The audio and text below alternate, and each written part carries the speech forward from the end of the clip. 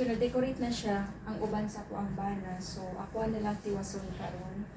So, mo niya ang mga decorations sticker. Maidikit sa wall.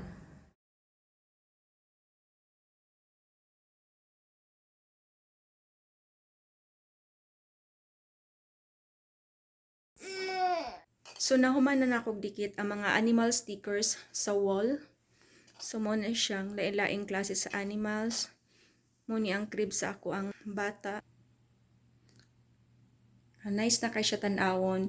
And nakita na ako, nalingaw kayong akong anak ani magtanaw-tanaw sa wall samtang natulog siya diani sa iya ang crib. So, yung mga toys diani, igagmay ra siya and then sa iya ang tiilan ra pod. So, dili gid siya maigo ani or dili gid siya ma-suffocate or something. So, safe ra kayo siya. Kay sa iya maning tiilan diani nga area and then din siya matulog.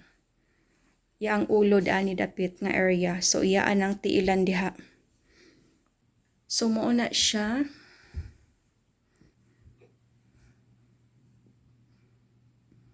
Ganahan kay nagtan-aw ako ang anak ani. So mao ni siya, simple ra kayo niya ang wall decor. But then, nakita na ko nga nag-enjoy kayo siya nagtanaw sa wall nga na lain-laing stickers or animal stickers nga nakadikit sa wall.